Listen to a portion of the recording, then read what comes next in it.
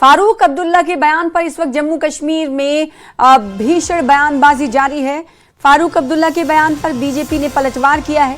BJP के प्रदेश अध्यक्ष सत शर्मा ने जवाब दिया है कि केंद्र ने जम्मू कश्मीर में हालात सामान्य कर दिए, साथ ही साथ आतंकियों के खिलाफ अंतिम लड़ाई जारी है। सत शर्मा ने ये बात कही तो जम्मू कश्मीर की सियासत में बयानबाजी तेज हो गई है। बीजेपी के स्टेट प्रेसिडेंट सत शर्मा ने नेशनल कॉन्फ्रेंस के नेता डॉक्टर फारूक अब्दुल्ला के उस बयान पर पलटवार किया जिसमें उन्होंने जम्मू कश्मीर के मौजूदा हालात के लिए बीजेपी को जिम्मेदार ठहराया। सत शर्मा ने कहा कि बीजेपी के नेतृत्व वाली केंद्र सरकार ने जम्मू कश्मीर में हालात सामान्य किए हैं और आतंकवाद के खिलाफ निर्णायक कार्रवाई की है। उन्होंने दावा किया कि अब घाटी में सक्रिय बचे हुए कुछ आतंकवादियों के खिलाफ अंतिम लड़ाई चल रही है और सरकार पूरी मजबूती से आतंकवाद के खात्मे के लिए काम कर रही है। बीजेपी से मेरे साथ हैं इस वक्त जम्मू कश्मीर बीजेपी के प्रेसिडेंट और राज्यसभा मेंबर सतपाल शर्मा जी। न्यूज़18 से बात करने के लिए शुक्रिया।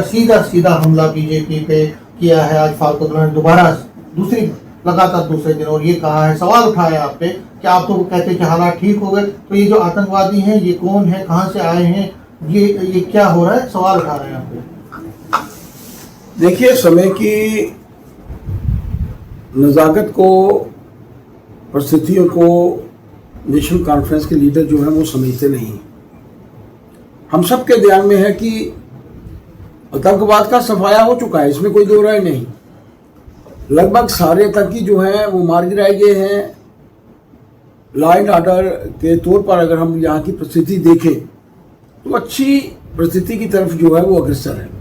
एक अच्छा वातावरण जो है वो बन रहा है, इसमें कोई दो राय नहीं। पहलगाम के वाक़े के बाद जब धर्म पूछ कर निहत्थे लोगों की हत्या की गई थी पाकिस्तान के इशारे पर कुछ आतंकवादियों ने, और आतंकवादियों ने भुगता भी। आतंकवादियों को जो है वो मार गिराया गया। धीमे धीमे परिस्थितियां ठीक हो रही हैं, लेकिन मानकर चलिए कहीं ना कहीं तो कोई ना कोई आतंकवादी बचा है जिसने भी इस घटना को जो है वो अंजाम दिया है। मैं मानता हूँ कि आज की परिस्थितियाँ ऐसी हैं कि बॉर्डर सुरक्षित हैं, बॉर्डर्स को लगभग सील किया गया है। बाहर से कोई आतंकवादी अंदर नहीं आ सकता, लेकिन कोई इक्का दुक्का जो इन घटनाओं को अंजाम दे रहा है किसी भी सूरत पे वो बख्शा नहीं जाएगा। यहाँ की परिस्थितियों के लिए अगर कोई जिम्मेवार है तो वो नेशनल कॉन्फ्रेंस, कांग्रेस।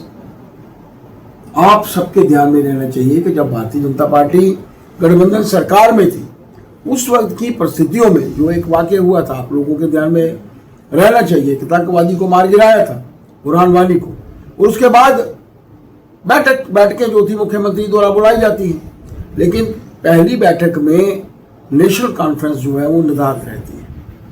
बैठक होती है बगैर नेशनल कॉन्फ्रेंस के, उसके बाद दूसरी बैठक में कांग्रेस जो है वो निर्धारित रहती है। यहाँ की परिस्थितियों के लिए अगर कोई मुख्यतः रूप से जिम्मेवार है आज तक यहाँ पर जो परिस्थितियाँ पहुँची हैं तो वो नेशनल कॉन्फ्रेंस है, कांग्रेस है।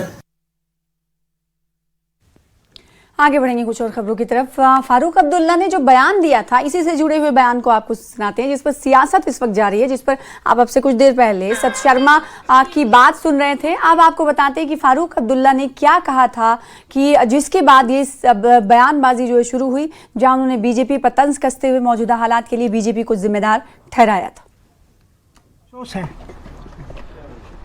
इससे हमारा ये भी पता नहीं कौन मारने वाले हैं, ये भी पता नहीं। इसकी तहकीकात होनी चाहिए और ईमानदारी से तहकीकात होनी चाहिए कौन मारने वाले हैं। मुझे नहीं पता ये क्यों उस वक्त होता है जब हम लोग स्टेटहुड मांग रहे होते हैं। निशाना साधा है। फारूक अब्दुल्ला की टिप्पणियां गैर जिम्मेदाराना हैं, सुनील शर्मा ये कहते हुए नजर आ रहे हैं। साथ ही साथ कह रहे हैं कि अनुच्छेद 370 अब इतिहास बन चुका है, वापस नहीं आ सकता। सुनील शर्मा ने कहा कि दुनिया की कोई भी ताकत 370 को बहाल नहीं कर सकती। साथ ही साथ एलओपी कहते हैं कि आतंकवाद और अलगाववाद के लिए एनसी जैसी पार्टियां जिम्मेदार हैं। तो जम्मू कश्मीर विधानसभा में विपक्ष के नेता एलओपी सुनील शर्मा ने बीजेपी के खिलाफ नेशनल कॉन्फ्रेंस के प्रमुख डॉक्टर फारूक अब्दुल्ला की तीखी टिप्पणियों पर निशाना साधा है। उन्होंने इन टिप्पणियों को गैर जिम्मेदाराना बताया है। उन्होंने साथ ही कहा कि अनुच्छेद 370 अब इतिहास बन चुका है और दुनिया की कोई भी ताकत इसे वापस नहीं ला सकती। सुनील शर्मा ने कहा कि जम्मू कश्मीर में आतंकवाद और अलगाववाद के लिए नेशनल कॉन्फ्रेंस जैसी पार्टियां ही जिम्मेदार हैं।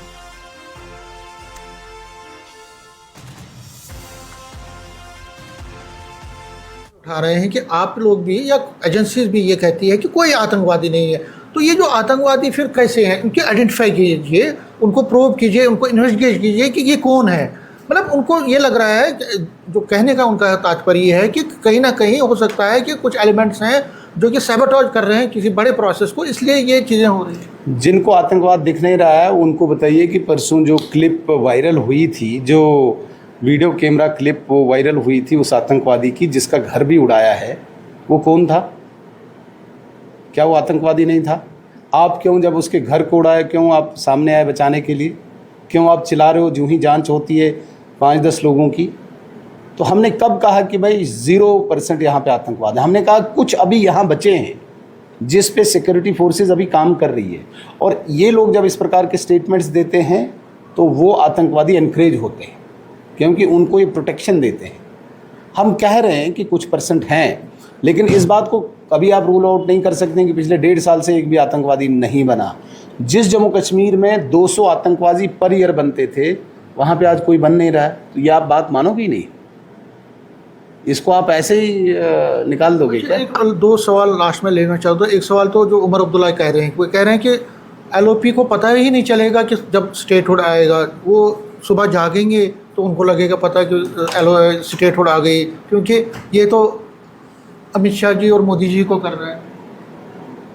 देखिए, इसमें कोई शक नहीं, करना अमित शाह और मोदी जी नहीं है, और मेरे से ज़्यादा नज़दीक उमर अब्दुल्ला अमित शाह और मोदी जी के, इसमें भी कोई शक नहीं है। मतलब वो नज़दीक हैं? अरे और कौन ऐसी बात करता है? बातचीत उनकी होती है? क्यों नहीं होती है? वो ये सही कह रहे हैं कि भाई LOP को नहीं पता होगा, नहीं पता होगा, मैं भी मानता हूँ। मैं कहाँ बोल रहा हूँ कि नहीं मुझे पता होगा, उनको ज़्यादा पता होगा। वो मोदी जी से मिल रहे हैं, वो अमित शाह जी से मिल रहे हैं, फिर चिल्ला क्यों रहे हैं? अगर उनको ज़्यादा पता है तो वो क्यों बोल रहे हैं कि भाई ये वादा खिलाफी हो रही है? उनको तो पता होगा, उन्हें क्लियर करना चाहिए।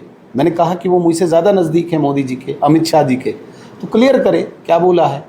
उनने तो बोला है स्टेटहुड देंगे, फिर वो ये धरना, ये ड्रामा था क्या?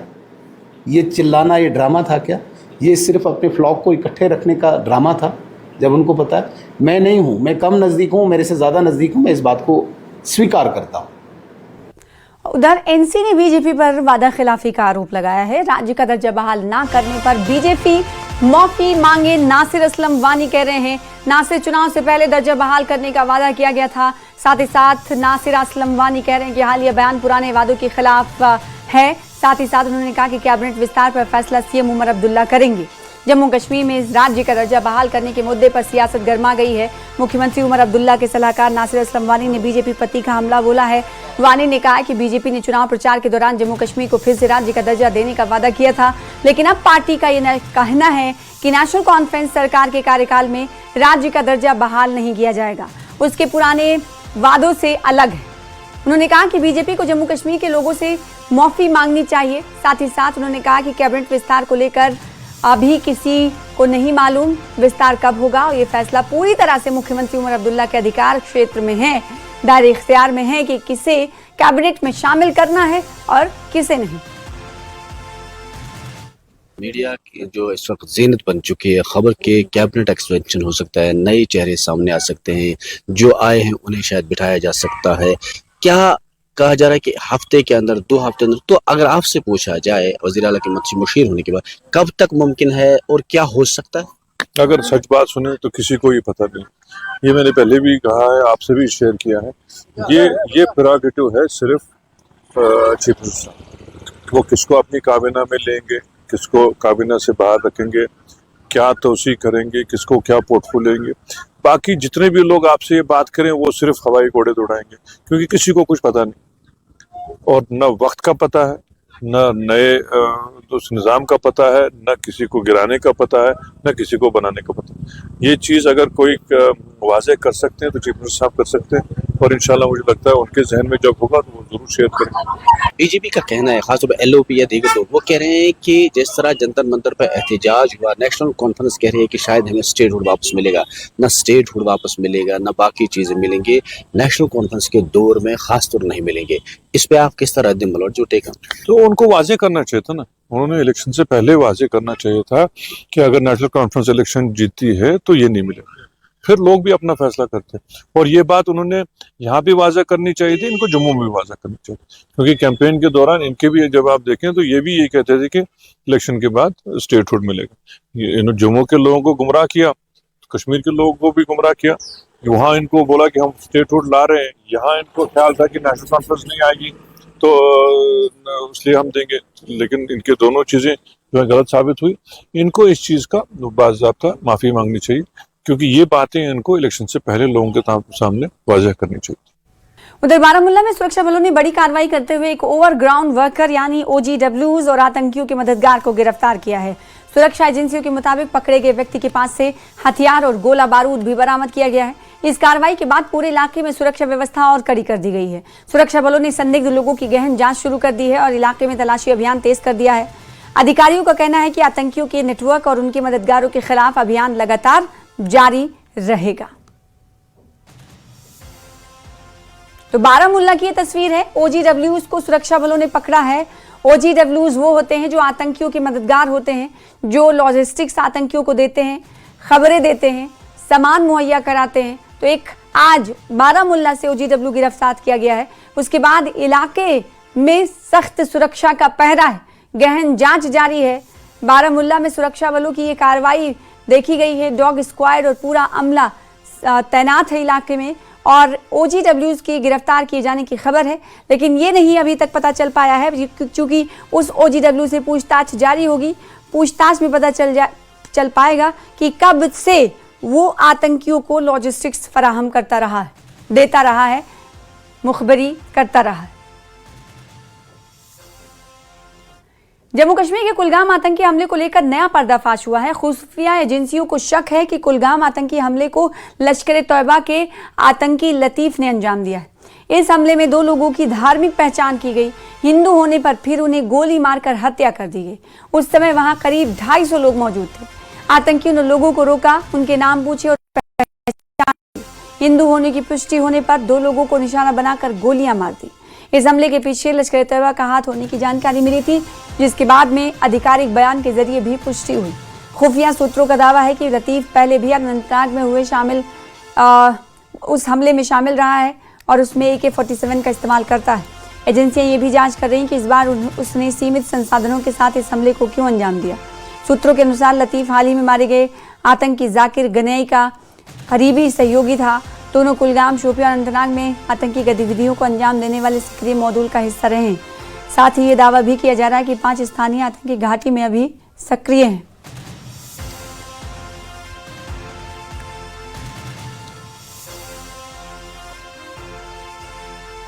तो घाटी में अब 5 स्थानीय आतंकी सक्रिय हैं, इस वक्त जानकारी मिल पाई है। कुलगाम हमले में स्थानीय आतंकी शामिल था जिसका नाम लतीफ है, उसकी तलाश चल रही है। और साथ ही साथ कहा यह गया है, जो सिक्योरिटी एजेंसियां हैं उनकी तरफ से कहा गया है कि अभी घाटी में 5 ऐसे आतंकवादी हैं जो एक्टिव हैं। और कुलगाम में गैर स्थानीय मजदूरों पर हुए आतंकी हमले के बाद जम्मू कश्मीर में सुरक्षा व्यवस्था को लेकर बड़ा एक्शन शुरू हो चुका है। उपराज्यपाल मनोज सिन्हा ने श्रीनगर में उच्च स्तरीय सुरक्षा समीक्षा बैठक बुलाकर अधिकारियों को बाहरी राज्यों से आए श्रमिकों की सुरक्षा के लिए बनाई गई SOP की व्यापक समीक्षा करने के निर्देश दिए। LG ने सभी श्रमिकों का पंजीकरण और बीमा सुनिश्चित करने के साथ साथ आतंकियों के खिलाफ सटीक और प्रभावी अभियान तेज करने पर जोर दिया है। बैठक में अमरनाथ यात्रा की सुरक्षा और कुलगाम हमले के पीड़ित परिवारों को हर संभव सहायता देने पर चर्चा हुई। बैठक में मुख्य सचिव अटल डुल्लू, DGP नलिन प्रभात, गृह विभाग के प्रधान सचिव Chandrakar Bharti, SDG coordination SJM Gilani समेत कई आला अफसर शामिल हैं।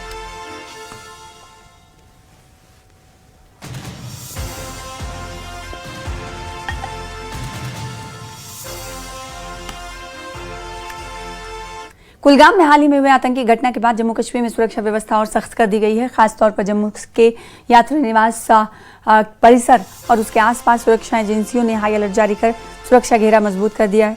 CRPF, ITBP, Jammu Kashmir police और स्पेशल ऑपरेशन ग्रुप के जवान हर गतिविधि पर कड़ी नजर रखे हुए हैं। सुरक्षा एजेंसियों को आशंका है कि सीमा पार से सक्रिय आतंकी संगठन किसी बड़ी साजिश को अंजाम देने की कोशिश कर सकते हैं। इसी खतरे को देखते हुए निगरानी बढ़ा दी गई। चेकिंग अभियान तेज कर दिए गए हैं और सभी सुरक्षा एजेंसियां आपसी समन्वय के साथ किसी भी संभावित खतरे को नाकाम करने की पूरी तरह मुस्तैद है। कुलगाम आतंकी घटना के बाद जम्मू में सिक्योरिटी टाइट कर दी गई है। विशेष जो यात्री निवास भवन है यहाँ पे सिक्योरिटी टाइट कर दी गई है। यहाँ पे चाक चौबंद सिक्योरिटी पहले से ही मौजूद थी, लेकिन उसको अब बढ़ाया गया है। आप देख सकते हैं कि यहाँ पे पैरामिलिट्री फोर्सेस के जवान, जम्मू कश्मीर पुलिस के जवान जो है वो सब मौजूद हैं और जिस तरह से कई तरह के इनपुट्स जो हैं वो सिक्योरिटी फोर्सेस के पास पहुंच रहे हैं। ऐसे में यात्रा को निशाना बनाने की कोशिश जो है वो पाकिस्तान एवं आईएसआई की हो सकती है, जिसको देखते हुए सिक्योरिटी ग्रिड को वापस स्ट्रेंथन किया गया है, क्योंकि अभी भी यात्रियों की आने की संख्या वैसे ही बनी हुई है जैसे पहले थी। और ऐसे में बता दूं कि इस वक्त जो है यात्री निवास भवन के आसपास समूचे इलाके को छावनी में तब्दील कर दिया गया है। सब लोगों की चेकिंग करने के बाद ही उनको यात्री निवास भवन में जाने की अनुमति है। आप देख सकते हैं कि मल्टी लेयर सिक्योरिटी जो है वो लगाई गई है, जिसमें जम्मू कश्मीर पुलिस के जवान हैं, आईटीबीपी के जवान हैं, सीआरपीएफ के जवान हैं और इसके साथ साथ आप देख सकते हैं कि जो पैरामिलिट्री फोर्सेस के अतिरिक्त जो लोग यहाँ पे लगाए गए हैं और जितनी भी गाड़ियाँ विशेष यात्री निवास भवन में आने वाली या जाने वाली हैं उनकी चेकिंग के बाद ही उनको अंदर प्रवेश की अनुमति है। और आप देख सकते हैं कि जो सिक्योरिटी फोर्सेस हैं वो किस तरह से इस वक्त बिल्कुल अलर्ट मोड पे हैं, क्योंकि जैसे कि पाकिस्तान के हालात बने हुए हैं एवं जो पाकिस्तान की एट्रोसिटीज और जुल्म जो उन्होंने ढाया है पीओके के लोगों पे, उनसे ध्यान भटकाने के लिए पाकिस्तान एवं आईएसआई किसी बड़ी आतंकी घटना को अंजाम देने की कोशिश कर सकती है, जिसके चलते जो है सिक्योरिटी को बढ़ाया गया है। आपको बता दूं कि जम्मू में विशेष नाके कई जगहों पे लगाए गए हैं। विशेष जो यात्री निवास की सिक्योरिटी है वो काफ़ी अहम है, क्योंकि इस वक्त अमरनाथ की यात्रा, जो बाबा अमरनाथ की यात्रा है वो चल रही है और ऐसे में ऐसे असामाजिक तत्व हो सकते हैं जो इस यात्रा में खलल डालने की कोशिश जो है वो कर सकते हैं। इसलिए अलर्ट मोड पे जो है सिक्योरिटी फोर्सेस है, जितने भी इनके साथ साथ ये आप देख सकते हैं कि नाके जो हैं वो लगाए गए हैं, साथ में बंकर गाड़ियां जो है वो तैयार रखी गई हैं, ताकि यदि कोई ऐसी घटना होती है तो तुरंत जो है उसको विफल बनाया जा सके।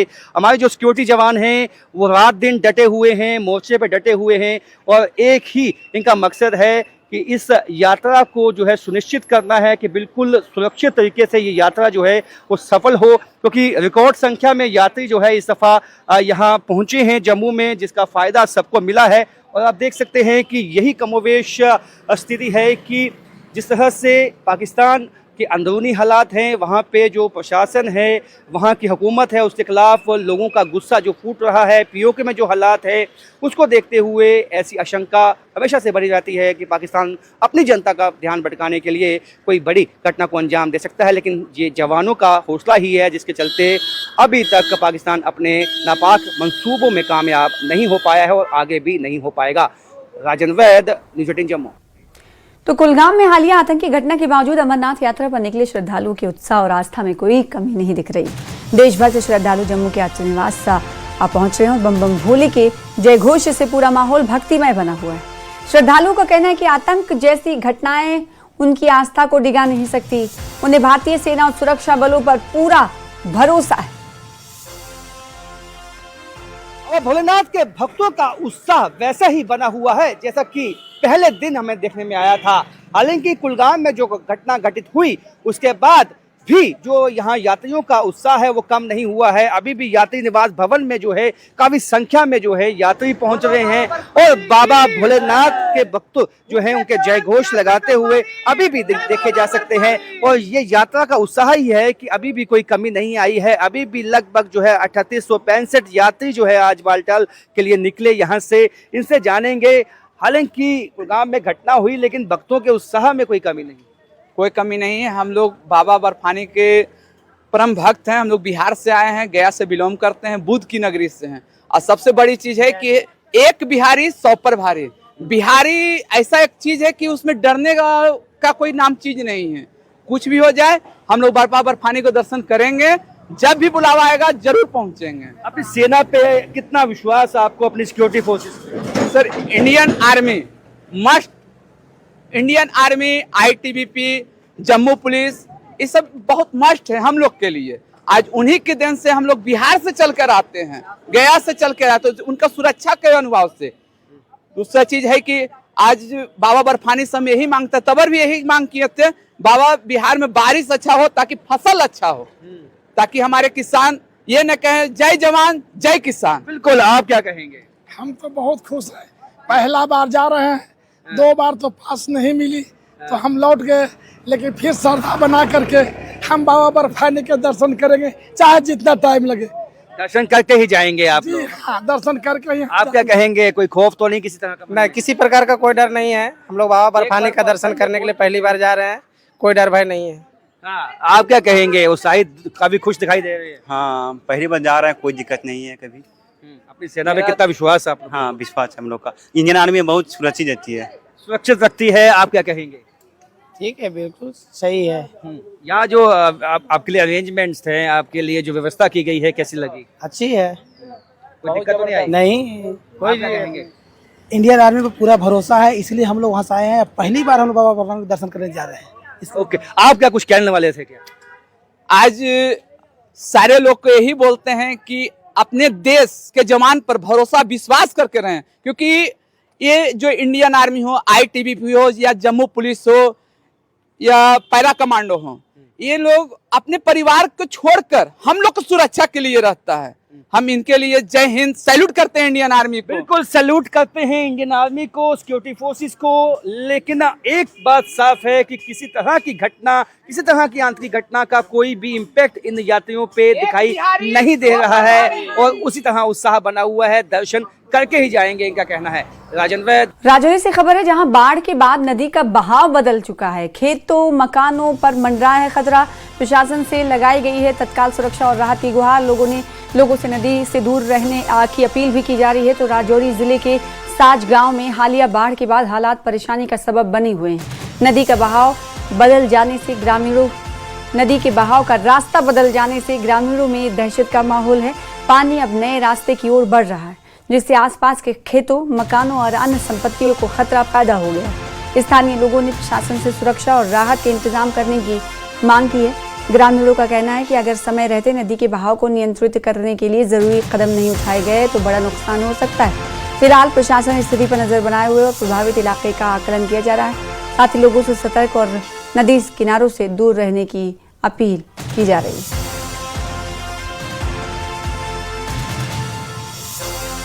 उधर पुंछ में 2 घंटे की भारी बारिश से हालात बिगड़ चुके हैं। पुंछ में मार्ग 4 घंटे तक बाधित रहा। JCB से पानी का बहाव मोड़कर यातायात बहाल करने की कोशिश की गई। यातायात बहाल करने की कोशिश के बाद ग्रामीणों ने बांध और पुलिया की मांग की है। तो पुंछ जिले में आज सुबह हुई भारी बारिश से जनजीवन प्रभावित हो गया। करीब 2 घंटे तक तेज बारिश के बाद गांव मंगनाड़ में बहने वाला नाला उफान पर आ गया और उसका पानी पुंछ मेढर पर बहने लगा। इसके चलते ये सड़क करीब 4 घंटे तक बाधित रही, जिसके बाद JCB मशीन की मदद से पानी का बहाव मोड़ा गया और यातायात को बहाल किया गया, लेकिन वाहनों की आवाजाही काफी मुश्किलों के बीच जारी रही। आप सभी देख सकते हैं कि आज मंगनाड़ में एक जो कट्टा है, यहाँ पे ये सुबह से आया हुआ है। तो यहाँ जो लोगों की फसल है, ये इस बार का नहीं, हर बार का है। ये फसल हर बार जो है तबाह हो जाती है, साथ में जो लोगों को भारी नुकसान देखने को पड़ता है। तो हमारी ये अपील रहेगी कि जो लोगों की जमीनों के पास क्रेट डलवाए जाए और साथ में यहाँ कोई पुली का निर्माण किया जाए। जय श्री राम। इतना नुकसान होगा। लोग है वो नाला बोलने की कोशिश करते हैं। खालसा है, खालसा से मकान बनाई तो कितना ने तो हमारी जमीन है, इसी तरीका से रिकॉर्ड निकलना चाहिए। मेरा जमीन कुछ नहीं है तो खालसा को। आपकी जमीन का काफी नुकसान हुआ है, क्या क्या नुकसान हुआ है? जमीन सारी पानी गिरी है, पानी गिरी है पूरी, रास्ता बंद है, रास्ता बंद हुई है। सब डिवीजन के सरोटी जबरान गांव में जमीन धंसने की बड़ी घटना ने कई परिवारों की जिंदगी को संकट में डाल दिया है। इस प्राकृतिक आपदा में एक स्कूल के इमारत समेत कई मकानों को भारी नुकसान पहुंचा है। प्रभावित परिवारों को एहतियातन अपने घर खाली करने पड़े हैं। स्थानीय लोगों ने प्रशासन से उन्हें सुरक्षित स्थानों पर तत्काल शिफ्ट करने और उचित मुआवजे की मांग की है, साथ ही साथ पुनर्वास की भी मांग की है। जम्मू कश्मीर में लगातार हो रही भारी बारिश का असर अब जनजीवन पर साफ साफ दिखाई देने लगा है। रियासी कटरा मार्ग पर बड़े पैमाने पर हुए भूस्खलन के कारण सड़क पूरी तरह से बंद हो गई है, जिससे दोनों ओर वाहनों की लंबी कतारें लग गई हैं और सैकड़ों यात्री बीच रास्ते में फंस गए हैं। इस मार्ग के बंद होने से माता वैष्णो देवी जाने वाले श्रद्धालुओं और स्थानीय लोगों को भारी परेशानी का सामना करना पड़ रहा है। प्रशासन ने लोगों से अपील की है कि खराब मौसम के दौरान अनावश्यक यात्रा से बचें और यात्रा पर निकलने से पहले सड़क और मौसम की ताज़ा जानकारी जरूर देख लें।